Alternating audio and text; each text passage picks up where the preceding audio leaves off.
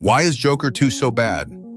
To answer this question, we need to go back to the first Joker. We see how Arthur Fleck becomes the protagonist, the hero of his own story, a man who, with his horrible crimes, starts a revolution among the darkest criminal minds in Gotham. Arthur becomes the Joker. We even see that final scene where he keeps committing crime. Once we understand that context, Joker 2 gives us a regression. Arthur goes back to being a pushover. This might be because of the medication, according to the movie's script. But the main issue is that Arthur is not the Joker anymore, and never becomes him again. The plot creates the idea that Arthur has a split personality, a mistaken concept because the first movie showed us that Joker had already consumed Arthur. So instead of seeing a fierce character ready to escape and turn Gotham upside down again, we get the downfall of Arthur Fleck, enduring all kinds of psychological and physical abuse. This is clearly not what people expected from the movie. It's not the story of the Joker from the comics, and it's not even the story of this version of Joker. It's the story of Arthur Fleck. In fact, the movie breaks the fourth wall, not just to say this within the film, but to tell the audience directly, there was never a Joker. It was just Arthur acting out of anger, maybe even psychosis. I would even say that unlike the first film, here the Joker never existed. Even when Arthur dresses up as Joker, he's just Arthur pretending to be him. Strange concept, right? But that's how it is.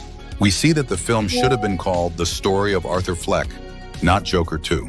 Now, does that make it a bad movie? I would say no. If we consider it as the story of Arthur Fleck, it's wonderfully told, directed, and acted. 10 out of 10. But if you're expecting the continuation of the Joker or to see that character again, then it's a 5 out of 10, a bad movie. Something as simple as a revenge scene against the guards would have been poetic justice for the viewer who was expecting Joker as the protagonist. This could be a strange response from the director to emphasize that erratic behavior is wrong.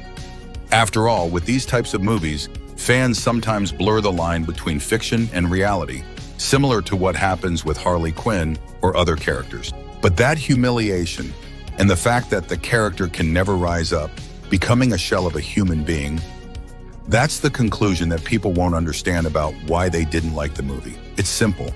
It's not even about high expectations. The story has nothing to do with the Joker from the comics or even the Joker they created in the first film.